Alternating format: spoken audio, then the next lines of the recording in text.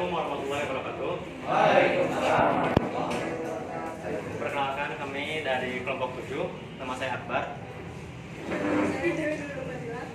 Kami akan menjelaskan tentang jarak, azimut, dan pengikatan kemuka.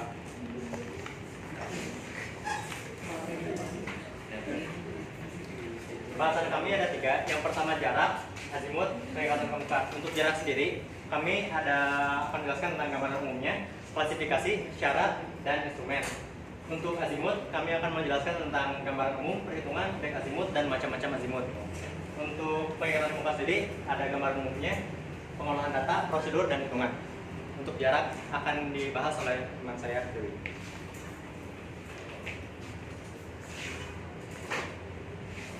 Yang pertama jarak. Yang pertama definisi mengukur jarak. Mengukur jarak itu adalah mengukur panjang penggal garis antara dua titik tertentu. Penggal garis sendiri itu maksudnya sambungan dari beberapa penggal garis yang lebih kecil. Yang kedua pengukuran jarak. Pengukuran jarak itu dibagi menjadi 2. Ada jarak miring yang si pengukuran yang melibatkan kemiringan. Yang kedua jarak horizontal. Jarak horizontal ini hasil pengukuran yang hasil perbedaannya sebenarnya 0. Pengukuran jarak dibagi menjadi 2, yaitu pengukuran jarak langsung. Pengukuran jarak yang biasa menggunakan instrumen atau alat ukur jarak langsung. Alat yang digunakan yaitu kayu ukur dan rantai ukur. Yang kedua pengukuran jarak tidak langsung. Pengukuran jarak tidak langsung itu yang biasa menggunakan instrumen ukur jarak tachimetri dan metode optik. Biasanya menggunakan cara langkah dan menggunakan skala berat peta. Ini contoh data masif hitam.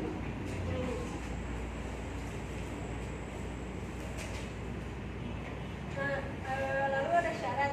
Sebenarnya ini syarat untuk yang pengukuran langsung ya. Nah, syarat untuk pengukuran langsung ini yaitu yang pertama panjang satu jalur tidak melebihi rantai ukur. Jika melebihi rantai ukur, nah jadi rantai jalannya itu ditandai dengan warna itu. Lalu yang kedua jalur-jalur rantai menjangkau daerah-daerah yang lebih lagi. Yang ketiga titik yang diukur saling terlibat. Yang keempat minimum 2 orang. Lalu alat yang dibutuhkan untuk pengukuran ini ada yang pertama mistar, yang kedua pita ukur metalik, pita ukur serat gelas, dan lain-lainnya itu ada pita ukur dari baja, pita ukur impar, roda ukur, speedometer, dan voltmeter.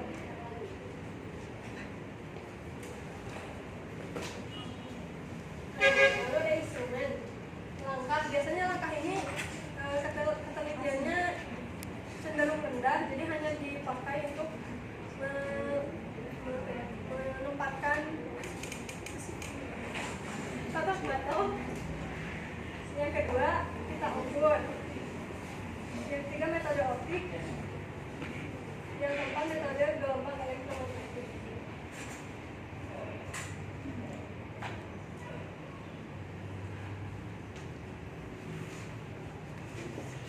Selanjutnya kami akan menjelaskan tentang azimut.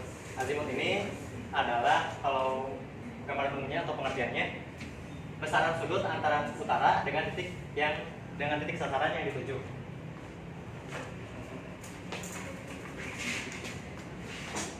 Kalau kita contoh,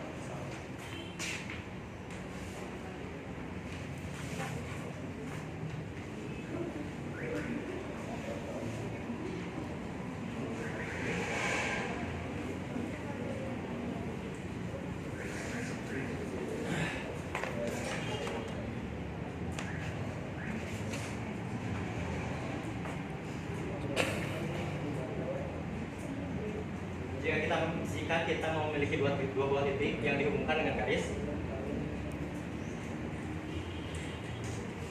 misalkan ini garis A, titik A dan titik B. Titik A ini menjadi H1, titik B ini menjadi titik tujuan. Nah, kita menghitung sudut dari A ke B, lihat dari utara.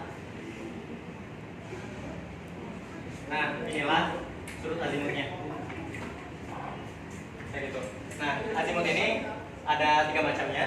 Pertama, ada azimut sebenarnya, azimut magnetis, dan azimut peta. Untuk azimut sebenarnya ini melihat dari garis lintang utara dan lintang selatan, lintang utara sebenarnya. Nah, untuk azimut magnetis ini melihat dari arah magnet, karena nanti di pengukuran di lapangan kita menggunakan kompas, dan kompas itu menggunakan azimut magnetis.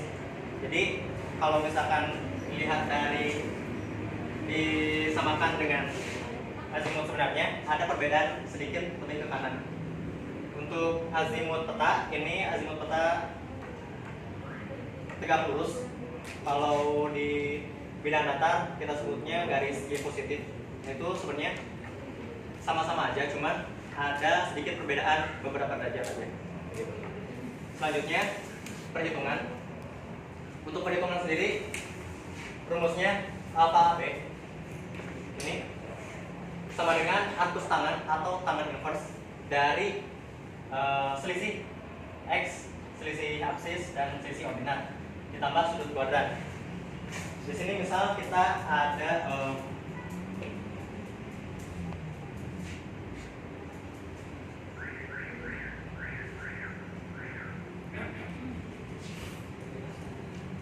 di sini 1,1 dan di sini 3,2. Selisih dari absis dan selisih dari ordinat.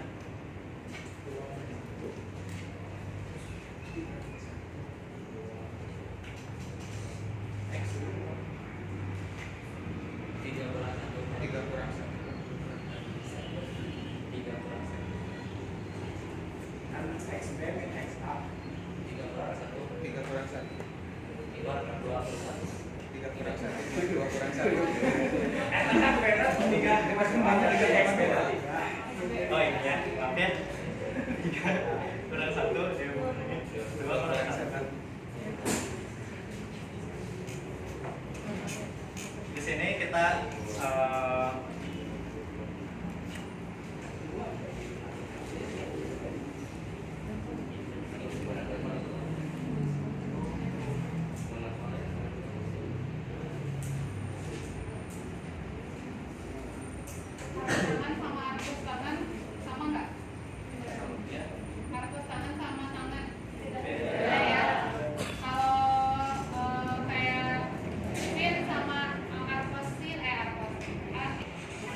ini adalah 63,43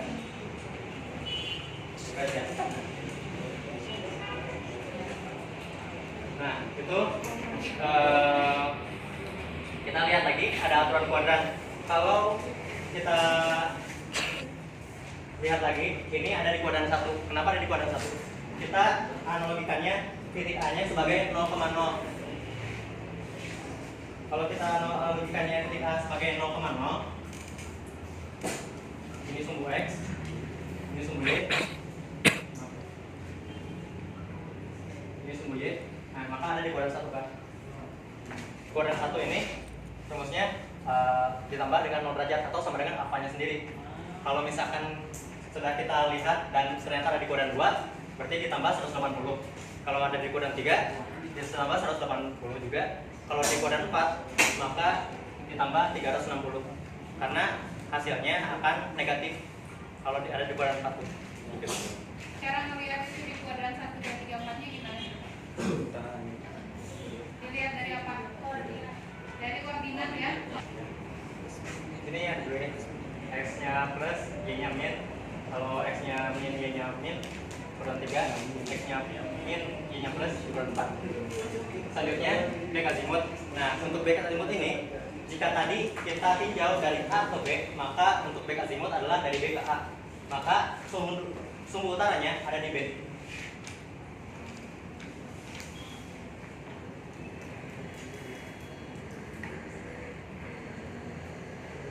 Kalau sudut azimut dari A ke B, sudut utaranya ada di A. Kalau back azimut B ke A, maka sudut utaranya ada di B. Lihatnya, ini sudut alfa ini, alfa BA.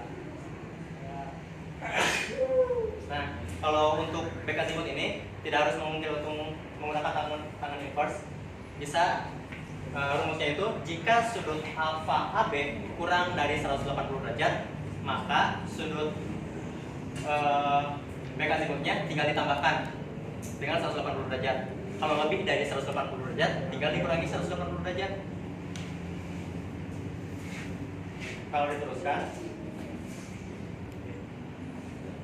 ini kan sudut alfa AB, tambah 180 derajat kan. Nah, kalau misalkan lebih dari misalkan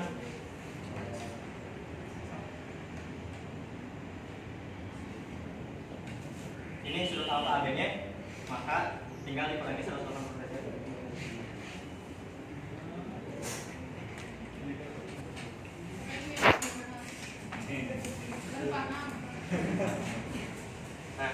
Nah, selanjutnya ada macam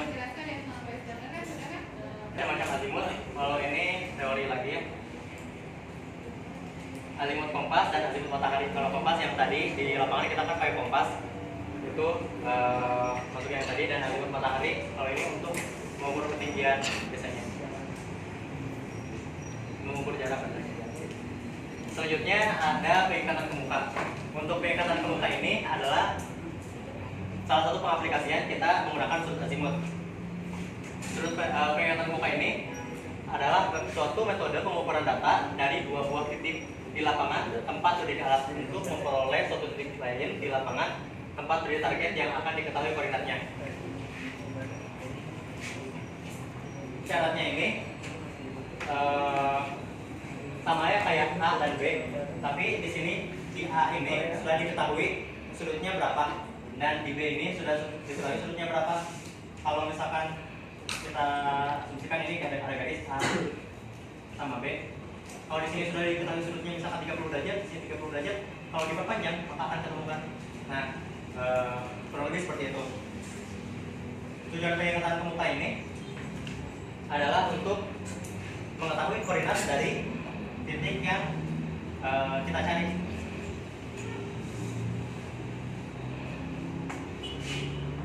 Untuk pengolahan datanya, ini rumus-rumus yang digunakan dalam pengikatan ke muka, yaitu mencari jarak, mencari sudut azimut, dan mencari koordinat dari titik yang ingin dituju. Ini sudut alfa, ini sudut beta. Yang bisa TAB itu adalah jarak dari A ke B. Untuk tangen inverse alfa AB itu sudut azimut, dan XP YP itu adalah titik koordinat dari B. Yang XP ini dicari dari A dan XP juga dicari dari B. Jadi ditinjau dari A dan ditinjau dari B untuk meminimalisir terjadi kesalahan. Langsung ke prosedur.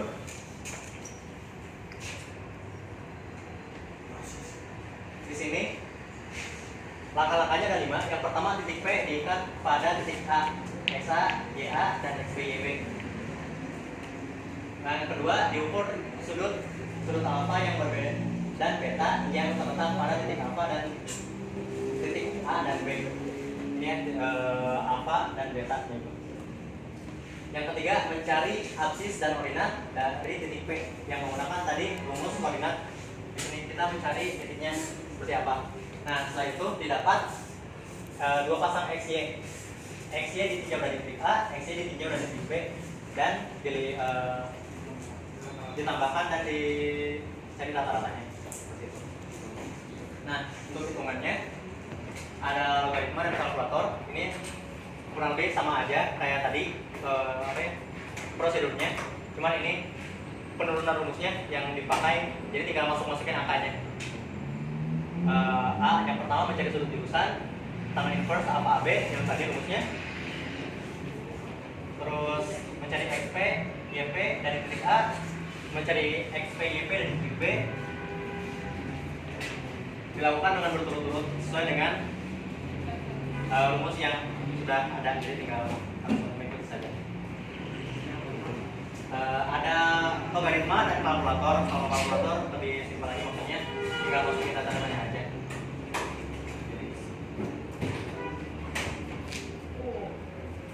Ini diagram alirnya dari bab 7.